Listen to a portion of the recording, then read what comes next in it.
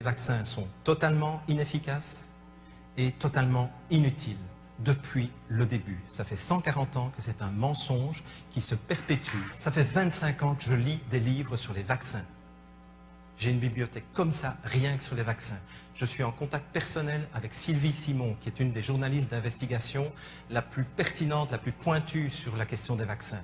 C'est une femme extraordinaire. J'ai discuté avec Sylvie, qui est en contact avec les plus grands spécialistes, les plus grands neurologues. Et vous aurez ce soir une conférence du docteur Moulden. Je vous encourage à venir l'écouter, parce qu'il vous démontre à quel point les vaccins font des dégâts neurologiques. Et les vaccins, c'est un sujet tabou. On ne doit pas en parler en France. Je dis, bon, si on ne doit pas en parler, alors évidemment, ça m'a donné envie d'en parler. Et j'ai enfourché le truc des vaccins après. Et alors, quand on ouvre ça, c'est la boîte de Pandore. C'est-à-dire que vous commencez à investiguer là-dedans et vous vous rendez compte que tout est mensonge. Que tout ce qu'on nous dit est faux. Ou que la plupart des choses qu'on nous dit sont fausses au sujet de la santé, de l'agriculture, de l'écologie. Enfin, tout ça, c'est du baratin. Et on est complètement conditionné par des pouvoirs complètement corrompus. On se rend compte à quel point on a été manipulé et à quel point tout ce qu'on nous dit est dangereux, parce que si on écoute ce qu'on nous dit, on fait vraiment des choses qui sont dangereuses pour notre santé, et que ce soit effectivement dans l'agriculture, dans la nourriture, dans les vaccins, voilà. Et donc un jour, en parlant avec Sylvie, on s'est rendu compte qu'effectivement le plus gros problème, c'était la désinformation qui régnait, et ce qu'on nous obligeait ou ce qu'on nous conditionnait à croire. Il y a plusieurs sortes de médecins qui vont à l'encontre de ça.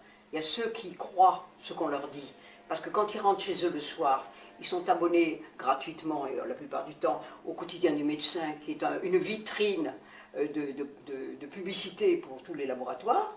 Donc ils avalent ça, ils n'en sortent pas, ils sont complètement conditionnés. Justement, on parlait de conditionnement, c'est le conditionnement. Ensuite, il y a les médecins qui savent très bien ce qui se passe, qui ne vaccinent pas leurs enfants, qui ne se vaccinent pas, et qui ne veulent pas le dire parce qu'ils savent qu'ils seraient renvoyés immédiatement du Conseil de l'Ordre. Parce que si le médecin commence à être trop critique par rapport à la médecine officielle, il va se faire convoquer par l'Ordre des médecins. Vous savez, la plupart de mes amis médecins ont tous été radiés ou suspendus de l'Ordre des médecins. Ça, c'est aussi très très important, il y en a une grande quantité. Et puis il y a ceux qui sont dans le doute, et puis alors il y a ceux qui sont payés par les laboratoires, justement parce que tous ceux qui sont à des postes clés sont des gens qui sont responsables, qui sont payés par les laboratoires, qui ont des liens d'intérêt. Alors de temps en temps, effectivement, il y a un petit scandale qui sort, on parle des liens d'intérêt, monsieur Xavier Bertrand nous dit on va changer l'AFSAP, etc., etc. On ne change rien du tout, on change le nom de nouveau, et on ne change rien d'autre. Et ça continue, et ce sont les intérêts qui mènent le monde.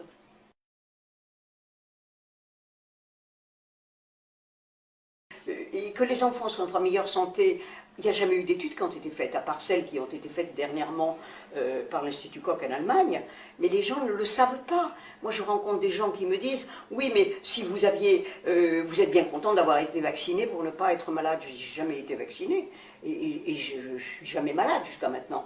Donc je ne vois pas pourquoi on a peur des maladies. » Quelques amis m'ont dit « Oui, mais moi, tu comprends, j'ai déjà une santé fragile, donc comme j'ai une santé fragile, il faut absolument que je me fasse vacciner, parce que si moi, j'attrape la grippe, je vais en mourir. » Mais je veux dire, c'est terrible, parce que c'est justement pire.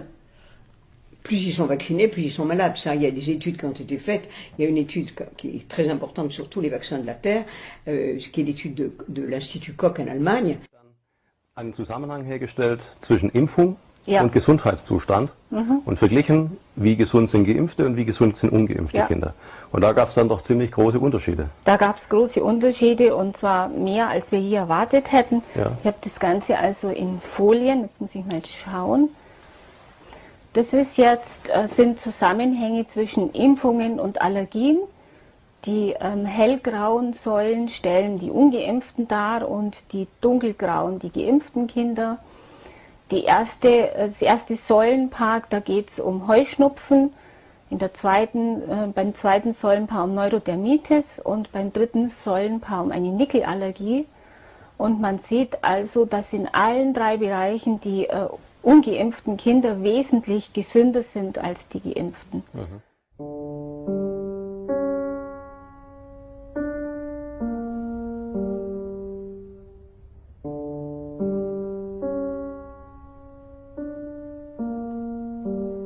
Das heißt, es ist letztendlich der Beweis, dass ungeimpfte Kinder einfach insgesamt eine wesentlich stabilere Abwehr haben. Donc ils ont remarqué que même, par exemple, les enfants vaccinés, on ne penserait pas à ça, portent beaucoup plus souvent des lunettes, ont des scolioses, donc des maladies qui n'ont aucun rapport. Des maladies respiratoires, moi, rien que dans mon entourage, je suppose que c'est la même chose pour tout le monde, il y a beaucoup de bébés qui ont des problèmes respiratoires. Alors effectivement, dans ma famille, enfin dans les gens autour de moi, on les amène un jour à l'hôpital, ils restent 3 jours à l'hôpital en observation, ils ressortent, on ne sait pas ce qu'ils ont. On ne sait pas ce qu'ils ont eu, ça a passé, bon. Mais quand on regarde par exemple les taux d'asthme sur les bébés vaccinés, on comprend d'où ça vient. Un moyen communément admis pour être efficace afin d'éliminer une maladie est la vaccination.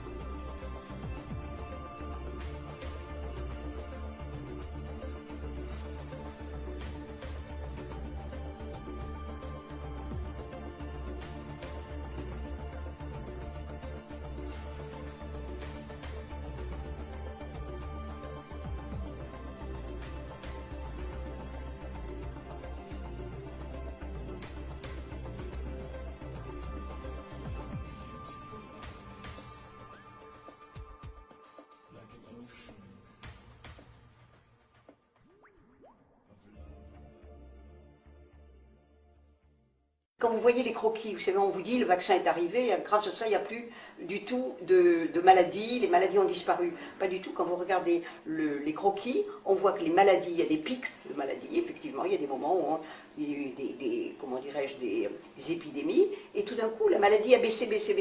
Et au moment où elle est au plus bas, ou presque, à ce moment-là, on introduit le vaccin. Et on vous dit, oui, mais regardez, c'est grâce au vaccin que la maladie a disparu. C'est pas vrai.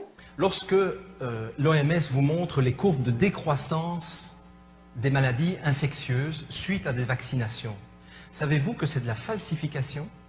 Rockefeller a aussi aidé à la création de l'OMS, en la finançant dès le début via sa fondation. L'Office mondial de la santé est un organisme largement influencé par le cartel pharmaceutique. Son objectif principal est de développer l'industrie du médicament à travers le monde et de protéger les intérêts des grands groupes pharmaceutiques. Parce que, en fait, vous voyez la courbe qui commence en 1985, et puis la courbe décroît jusqu'en 2000-2005. Et on dit, regardez, on a vacciné cette année-là, et depuis lors, ça décroît. Prenez maintenant 100 ans, ça fait 140 ans que les vaccins existent.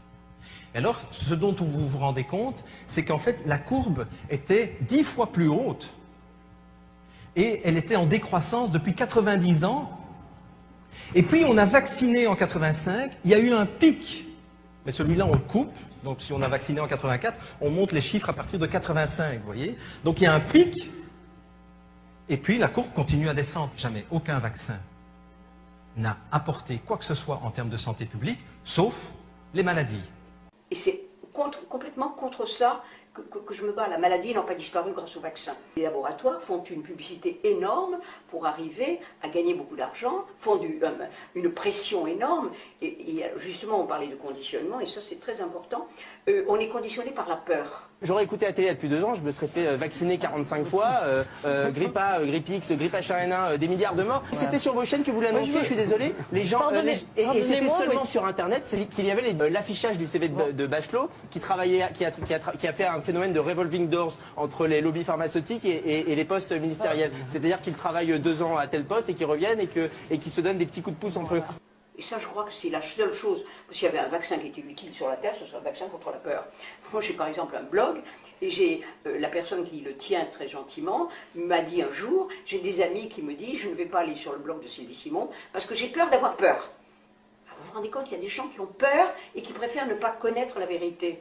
Et ça, je crois que c'est les 9/10 de l'humanité, parce que ça leur ficherait tout leur paradigme en l'air. Il faudrait changer de façon de voir les choses. C'est aussi parce que je pense qu'on est depuis quelques générations conditionnés à ça, à croire ce qu'on nous dit dans les médias et à pas rentrer chez soi et à se poser des questions. Donc les gens, dès qu'on les sort de ce contexte où on leur donne un prêt à penser, un prêt à croire, un prêt à vivre, un prêt-à-manger, Et dès qu'on les sort de ça, c'est ils plus important. sont effrayés. Et c'est ce qui permet de les conditionner, de les manipuler, et pendant ce temps, à une petite minorité de faire ce qu'ils veulent.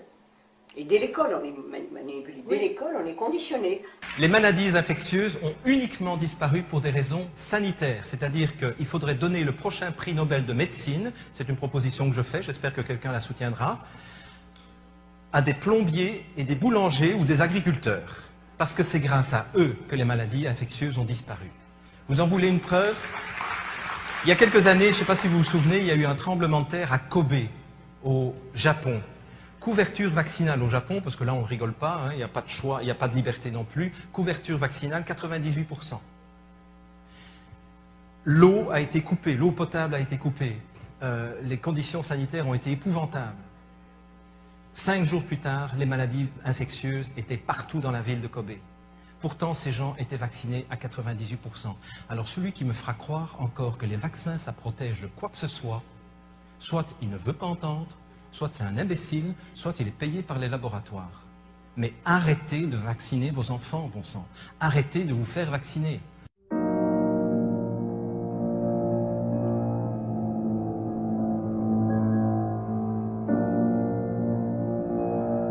Pasteur était un remarquable, il avait une qualité, c'est qu'il savait très bien se vendre.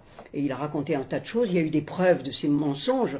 Et même quand vous voyez que le vaccin de la rage a été inventé par Pasteur, ça n'est pas vrai. Le vaccin de la rage a été inventé par un pharmacien de Toulouse.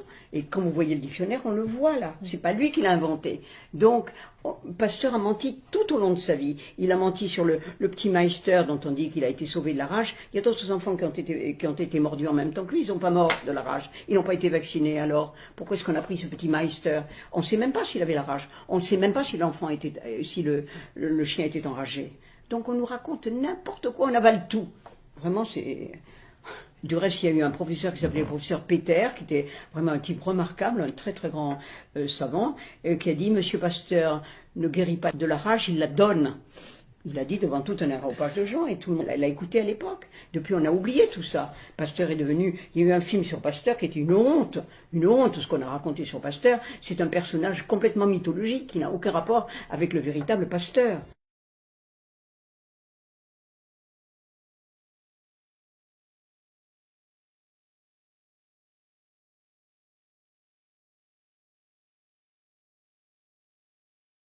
Il y a une loi qui oblige les professionnels de la santé à signaler toute réaction bizarre suite à une vaccination. Ce que j'ai entendu aussi dans le débat, c'est que des pressions énormes étaient faites sur la plupart des infirmières pour qu'elles ne fassent pas de déclaration sur les réactions secondaires indésirables suite aux vaccinations. Et c'est là que j'ai commencé à faire mon raisonnement à partir de là. Les médecins non plus, d'ailleurs, ne font pas les déclarations. Ce qui fait que, du coup, officiellement, dans la littérature scientifique, au niveau de Santé Canada, on a extrêmement peu de cas rapportés sur les effets secondaires indésirables des vaccins. Ce qui fait qu'évidemment, lorsque vous vous plaignez des effets indésirables des vaccins et que, effectivement, vous faites appel à la loi qui vous protège des effets indésirables et qui vous indemnise, eh bien, si vous n'avez pas, effectivement, 150 000 $ pour payer un avocat pour le prouver, eh bien, vous resterez avec votre handicap à vie sans avoir été indemnisé parce qu'on vous dit, écoutez, dans la littérature et dans les répertoires que nous n'avons quasiment rien.